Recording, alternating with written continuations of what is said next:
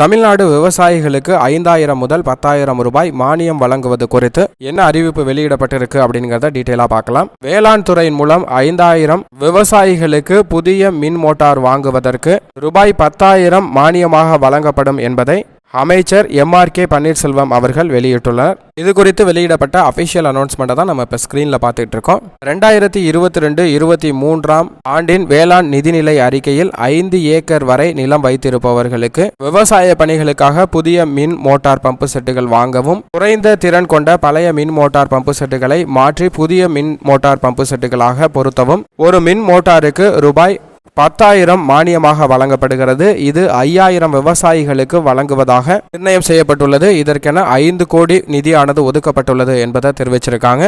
இத்திட்டத்தில் சிறு குறு ஆதிதிராவிட பழங்குடியினர் விவசாயிகளுக்கு முன்னுரிமை வழங்கப்படும். வேளாண் பொறியியல் துறையின் அனுமதி பெற்று முழு விலையில்லா புதிய மின் மோட்டார் பம்புகளை விவசாயிகள் ரூபாய் 10,000 மானியமாக வழங்கப்படும் அப்படிங்கிறத தெரிவிச்சிருக்காங்க. அரசு அங்கீகரித்துள்ள நிறுவன மாடல்கள் இருந்து தங்களுக்கு விருப்பமான மின் மோட்டாரை 4 ஸ்டாருக்கு குறையாமல் விவசாயிகள் தேர்வு செய்து கொள்ளலாம் அப்படிங்கிறதையும் தெரிவிச்சிருக்காங்க. இத்திட்டத்தில் பயன்பெற விரும்புபவர்கள் விவசாயிகள் உழவன் செயலி மூலமாகவோ அல்லது mis.aed.tn.gov.in என்ற இணையதளத்தில் விண்ணப்பிக்கலாம் அப்படிங்கிறதை தெரிவிச்சிருக்காங்க.